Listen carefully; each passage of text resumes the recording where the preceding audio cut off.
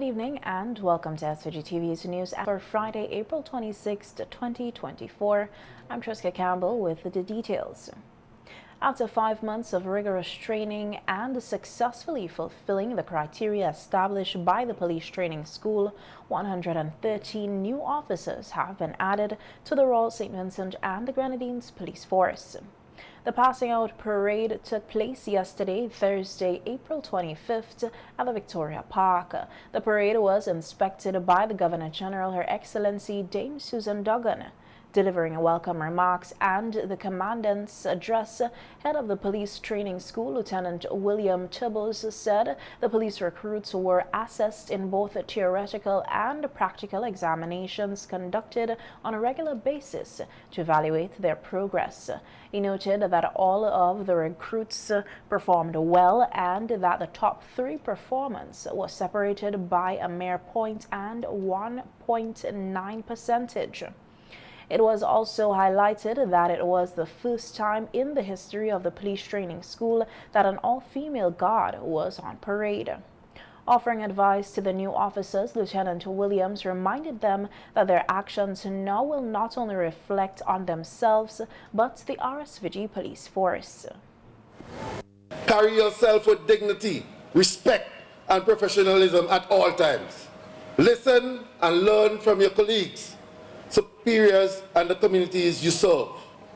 Policing is a constantly changing field. Stay open to new ideas. Perspective is crucial to staying effective. Never underestimate the power of kindness and compassion. Policing is not just about enforcing laws, but it's about providing support and assistance to those in need. Remember that you are not just a police officer. You are a member of your community. Be involved, be engaged, and be a positive role model for those around you. Finally, I want to leave you with a quote from the great civil rights leader, Dr. Martin Luther King Jr. The ultimate measure of a man is not where he stands in the moment of comfort and convenience, but where he stands in times of challenge and controversy. As you embark on this challenging yet rewarding career, I have no doubt that you will stand tall, even in the face of adversity. You have our respect, our gratitude, and our unwavering support as you embark on this noble endeavor. Congratulations, and may you serve your country with honor, distinction, and integrity. In his remarks, Commissioner of Police Acting Anvin Williams told the recruits that the oath that they will be taking is to treat all people equally, justly, fairly, and doing so always with compassion. He also told the new officers that they are embarking on a path of service, a path to uphold law and order, protect citizens, and preserving public peace, and commended them for their perseverance, dedication, and application throughout the training program. He also shared with them what he described as useful navigational tools designed to aid them on their new journey as police officers. Graduates, you may have noticed the words service and served has been used quite frequently before this evening. This is done deliberately to cement to you the notion that the central focus of your duty is that of service. In serving the public, maintenance of public safety, and protecting the community, there are a few critical functions which you must attend. These can be considered as the core pillars of policing and appears here in no particular order. Patrolling and crime prevention. There is an old adage that says, the visible presence of the police reduces crime. There is, to me, no truer or more profound statement than this one. Because as a police officer, you cannot expect to solve crime simply by sitting in the station. No. Patrolling your communities is as essential as daylight and must never be slighted. Furthermore, patrolling oftentimes helps in sharpening the skills needed as a police officer, be it in your investigative techniques or of your powers of observation, and almost always help you to discover and maintain long-lasting and reliable friendship. Noting that as police officers, they will be called upon to respond to emergencies and that the pace at which they attend to these in some cases may be a matter of life and death to Vincentians or visitors. The Commissioner appealed to the new officers to respond with haste. He also expressed concern with what he described as the growing divide between the public and the police, which he said he is seeking to address urgently. Upon assuming office, in my first public discourse and continuing at every opportunity thereafter, I highlighted the importance of repairing this relationship and have been working towards this goal through various initiatives. However, we cannot do this alone. I cannot do this alone. We need you. We need your help. For this to work, recruits, I need you to be involved in the communities in which you live and work. I need you to be mentors to the young, role models to your peers, and inspiration to your seniors. Join a sport club, join a community group, be part of the police youth club in your area. Help those who are falling behind, but engage in all of these activities in a legal and lawful manner. By doing so, you can make positive change, positive impact, and strengthen the foundation of our police-community relationship. Each of you is our greatest asset. Each of you is the brick we need to strengthen this relationship. Each of you is needed to effect change. It is up to you, therefore, to decide if you are going to be positive change. Also congratulating the new officers for successfully completing the training program was the Minister of National Security, Prime Minister Dr. the Honorable Ralph Gonsalves, who told them that the training they received over the past 5 months was to help them to learn to become police officers and that it requires much more from them to master the skills in the profession. All those subjects which you have been taught at training school. It takes people many, many years to master each of those subjects. So you have been made aware of the subject matters, but you're not an expert in any of them, which means you have to use your natural intelligence, all your education and training, and to seek the advice of those who are there in the police force who hopefully will guide you in best practices. So that's the first thing I want to say to you. Appreciate that you don't know a lot as yet. This is the journey of your learning and knowing. The Prime Minister also advised the new police officers to become knowledgeable with the Police Act and to take their time to grow in the organization.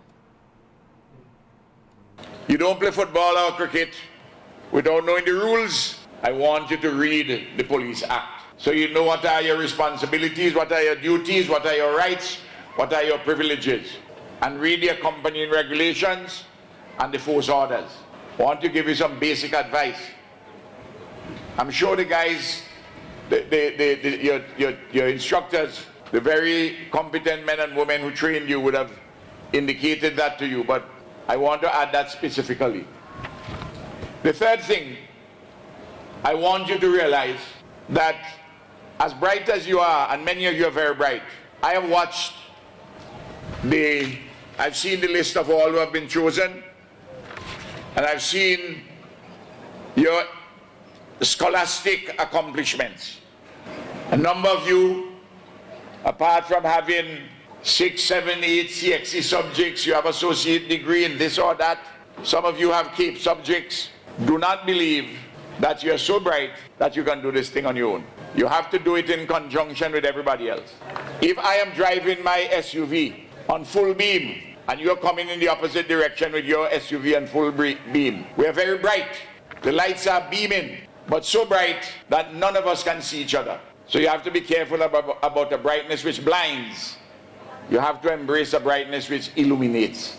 I want you also not to have an approach to those who are above you to say, listen to me, I have associate degree in this, I get A in this. But this fella, he's a corporal, he's a sergeant. I hear you only got 2 CXC. If you go with that approach, you're not going to do well. You're not going to learn. Because the man or woman you're talking to, they have been there, they have done that, and they have a lot of experience under the belt. Please, listen to practical things I'm telling you. Acknowledging that there are a number of officers who are leaving the country to join other forces after receiving their training here, the Prime Minister appealed to the new officers to ensure that they give back service to SVG. I know many of you have joined the police force. Not most of you, but a few of you here. Maybe a few, not many. You join the police force with this idea in your head. A few of you.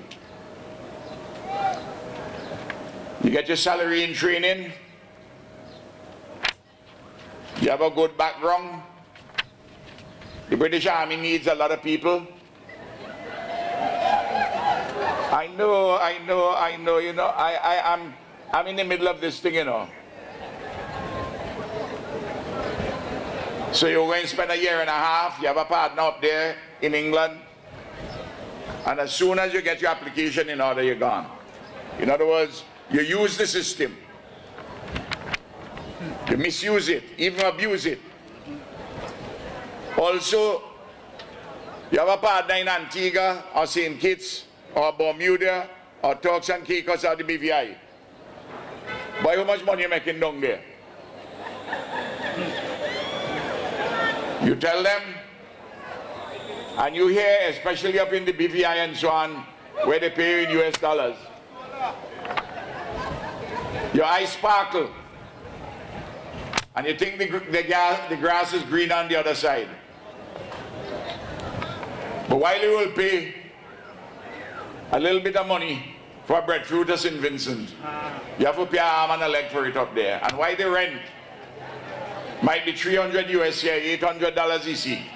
Is up there is 2,000 US. So before you move, you balance everything. I'm not saying you must have ambition.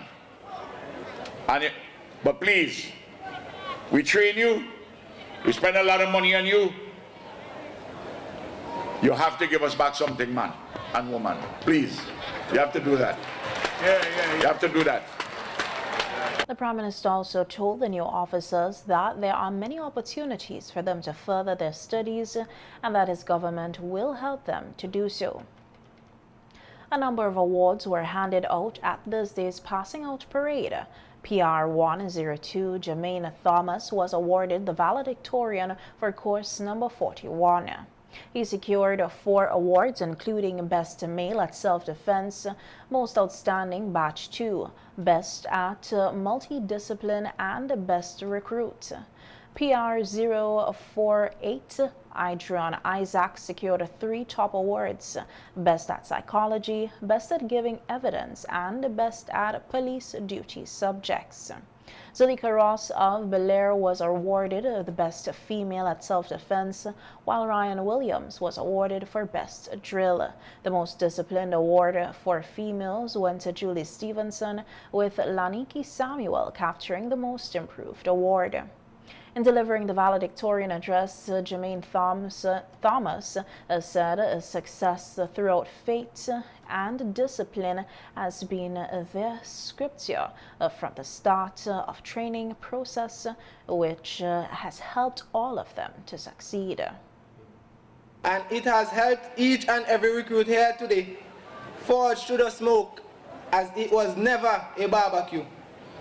Incorporated in this training was a disciplined approach which helped each of us to overcome the days of frustration, sleepless nights, stressful days, waking up and arguing with our dorm mates, and the multiple confinements we had to endure from the commandant. Despite all of these struggles, here I am, here we are, at the end, still in one piece. This journey was broken down into 2 experiences. While batch 1 went directly into training conditions, batch 2, which I was a part, was afforded the opportunity to gain the on-the-job training from the outstation. This opportunity assisted with an easier transition from civilian life to life as a police officer, which on the other hand, my fellow recruits of the first batch endured the brunt of the pressure applied by the more than capable instructors at the Old Montrose Police Training School. Get me some Morby. Lieutenant Tiblos, our commandant, was very stern with classwork, drills and physical training, which we coined a new legal term, lunchus pitus, for physical training at lunchtime. This made life very difficult, but nevertheless was beneficial to our growth as police officers. In other news, a breakfast seminar was held here today at the lecture hall of the UWI Global Campus in commemoration of World Day for Safety and Health at Work. The International Labour Organization, the ILO, marks the World Day for Safety and Health at Work on the 28th of April to promote the prevention of occupational accidents and diseases globally. It is an awareness-raising campaign intended to focus intentional attention on emerging trends in the field of occupational safety and health and on the magnitude of work-related injuries, diseases, and fatalities worldwide. In many parts of the world, national authorities, trade unions, employers, organizations, and safety and health practitioners organize activities to celebrate this date. The theme for the 2024 World Day for Safety and Health at Work is exploring the impacts of climate change on occupational safety and health. The breakfast seminar hosted here today by Jarek St. Vincent Limited featured several prominent speakers delivering opening remarks. Managing Director of Jarek Group of Companies, Eric Kipps, said recent statistics from the ILO highlight the urgency to promote and encourage health and safety in the workplace. Worldwide, an estimated 2.3 million people died last year. So in 2023, 2.3 million plus people died at work last year. They died from accidents and illnesses. Millions more, however, suffered from non-fatal injuries or long-term health consequences. These statistics serve as a stark reminder of the human cost associated with inadequate safety measures and the critical importance of our collective efforts as we look at enhancing our workplace safety. This year, the team, Exploring Impacts of Climate Change on Occupational Safety and Health. This theme resonates deeply with the challenges we face. Climate change poses a multifaceted challenge that directly impacts all of us and intersects with occupational safety and health. From extreme weather patterns, rising temperatures, Sahara dust, you walk around, everybody snuffling. Yeah. Climate change doesn't only impact the physical safety of our workers, but it also impacts their mental health, their well-being. Heat stress, increased exposure to pollutants, disruptions to infrastructure due to extreme weather events. These are just some of the issues that affect us. Trade unionist Noel Jackson, who serves as the General Secretary of the National Workers Movement, told the participants at the seminar that climate change is real and has been occupying the time of scientists for decades, and over time things have gotten worse as very little attention is being paid to the impacts, particularly on the deterioration of the environment and the planet. The threat that it poses to our children, our grandchildren, if nothing is done, or if more is not done. We ask, what is climate change? The definition I have is climate change is any systematic change in the long-term statistics of climate variables such as temperature, precipitation, pressure, or wind sustained over several decades or longer. In fact, it takes about 30 years to describe a change in the climate. 30 years. That's why I mentioned that this issue have been on the agenda before all of you were born. And yet some of us pay very little attention. A person would go and they would speak to their friend or their neighbor, and they'd say, well, girl, today hotter, you feel the sun? And then it ended, you know.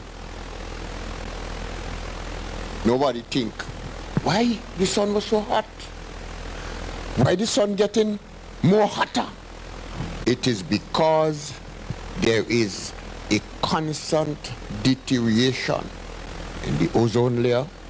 We're exposed to the sun more, and our exposure to the sun is what is creating all the problems we are having. All the problems we are having. But we take it lightly. Jackson noted that it is the responsibility of those in leadership to bring to the attention of the public things they ought to pay attention to, one of which is the issue of climate change and its impacts. Just as we have to do as parents,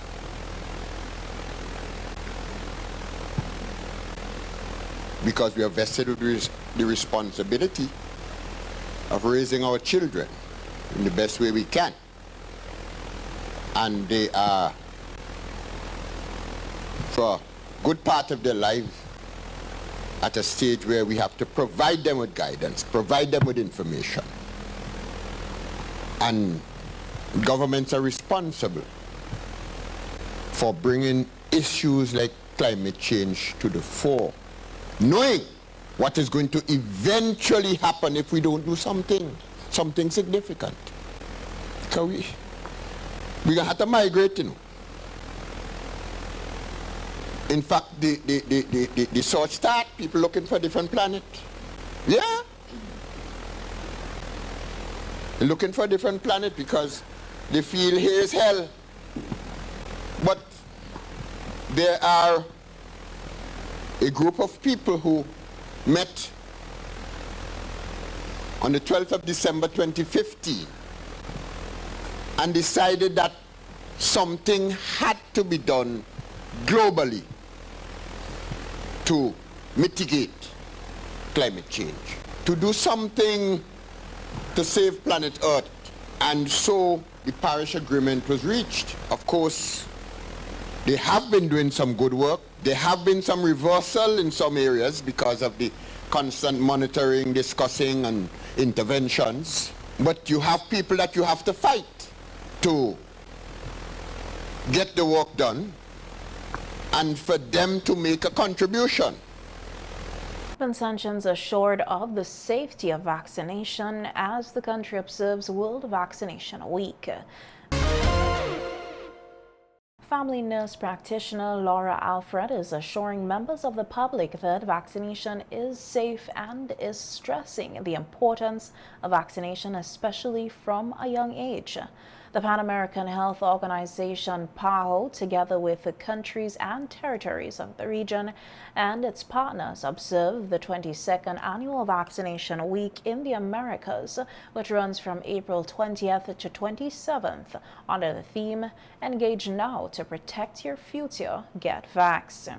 Speaking on NBC Radio's face-to-face program today, Nurse Alfred said the initial BCG and HPV shots should be taken from birth, which is to ensure that babies can produce antibodies and build up their immune system. Because the BCG comes in a vial with 20 doses, you would find that the baby may not have it the same day, because we have to look at our stock finances. That is above my head, but from my ground level, you want to pool as many so you don't have much wastage. Sometimes the child may leave hospital, and when they get to the district level, the nurse would pool.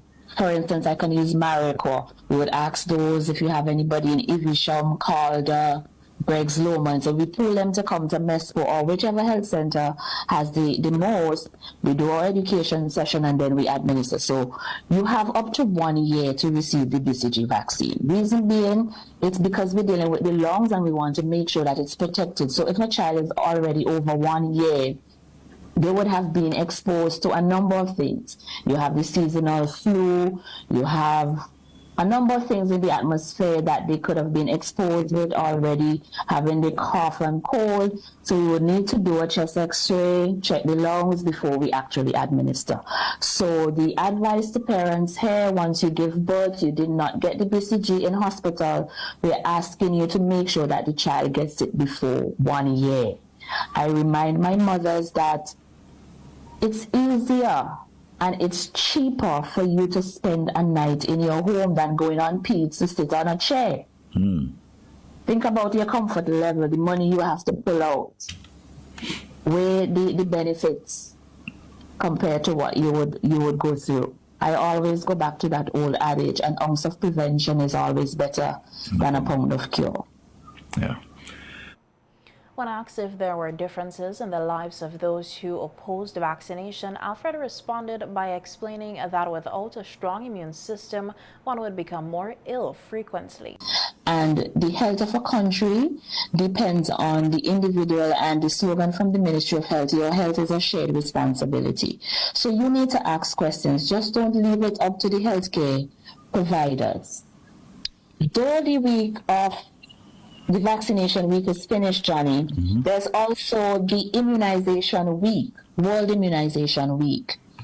And that runs from the 24th to the 30th. And their slogan is humanly possible, saving lives through immunization. So we're still going to be focusing on that. We would extend it to the 30th, where we would really want to drive, have these educational sessions with persons, meet you there, help you to choose your vaccines wisely, safely, educate you about it, ensure that there's proper documentation and record keeping, because parents who are listening to me at this time, grandmothers, grandfathers, you would realize that once you're going off to university, you need to have a copy of your immunization record. So something like your ID card, you need to have it safe. Pointing out that health is your wealth, the family nurse practitioner urged members of the public to take advantage of free vaccinations being offered, noting that in some other countries there is a fee attached. I cannot speak scientifically and I don't have any evidence, but just by interacting, these persons would actually be exposed to a lot of things, and if they don't have a strong immune system, you're going to find that they're going to succumb to illnesses rather frequently. Vaccines are safe because when you look at other countries' statistics, you would realize that here in St. Vincent, we don't have that problem. We vaccinate our children. We ensure that they are vaccinated. We go to the elderly population, and we have conversations. It may seem as though we're not doing anything, but if we reach one individual, we're going to reach plenty. Because that one individual will reach another individual, will reach another individual. So that is one of the approaches we want to take as well. And when you look at our statistics, in terms of childhood diseases, we don't have any cases, as far as I'm aware of. We don't have any cases compared to other regions. 3 years after Lucifer volcano destroyed the Biotechnology Center in Orange Hill, restoration of projects undertaken at the center have been implemented successfully. The majority of the projects are funded by the Taiwan International Cooperation Development Fund, ICDF. Today, a delegation from the ICDF that is here in SVG for the first agricultural forum toured the Orange Hill facility and witnessed the unveiling of the new sign. Deputy Prime Minister and Area Representative Montgomery Daniel told SVG-TV News he is pleased with the transformation of the facility. There was tremendous damage done in this area with the eruption of the Lucifer volcano. And a number of structures went down, and so including this plaque that is being restored, this too was down. And the biotechnical lab here at Orange Hill is indeed a very important institution and a facility for the agricultural sector. The bio lab is one that produces a number of plants. In bananas, of course, we have a number of different varieties being produced. We have pineapples, there is floral plants, and a number of vegetables that have been produced. So that the facility is very important to the agricultural sector here in this area, as well as across St. Vincent and the Grenadines. And to restore the sign is only one area of it, but it shows the interest and how we are reviving the sector in itself to make sure that agriculture on a whole is restored in the area. ICDF Ambassador and Secretary General Dr. Chow Chen Lee recommitted to continued support to SVG agriculture sector, which has thus far yielded positive results. He said the true beneficiaries are the farmers. This milestone would not have been possible without the unwavering commitment and determination of the government of St. Vincent and the Grenadines, and the local communities, the farmers themselves. They are the real heroes of this story, and it is their hard work, resilience, and dedication that brings us here today. The success of Orange Hill Farm is just the beginning of a new chapter in the ongoing quest for sustainable agricultural development. As we look to the future, let us remain committed to supporting and empowering farmers and communities in St. Vincent and the Grenadines to build a more resilient, equitable, and sustainable food system for all. Some of the projects undertaken by the ICDF are the tissue culture and soil lab, livestock rearing storage for produce, and building a banana ripening facility. Agriculture Diversification Officer Rohan MacDonald, who headed the tour today, said the tissue lab is one of the projects that is maximizing technology. How many plants do you have in here in this tissue lab? Right now? This would be about 350,000 plants. And what are the varieties? So we have pineapples, sweet potato, banana, dasheen, hot pepper, plantain, tania. In fact, any plant that the farmer shows interest in, and it's a part of the government policy to push, then we are obligated to propagate those plants to facilitate production in the field. There are different stages. So we have initiation stage, we have some at multiplication stage, and some at rooting stage. That means just before you go out back to the greenhouse for hardening. The Caribbean Natural Resources Institute, Cannery, and partners have launched a public awareness campaign using video geared towards highlighting environmental challenges and the impact of climate change on the South Coast Marine Conservation Area, SCMCA. The campaign coincides with Earth's Day, which was observed on April 22nd. The students from tertiary, secondary, and primary schools are targeted as they would get to create videos on the popular on pollution and human activities on the SCMA fragile ecosystems.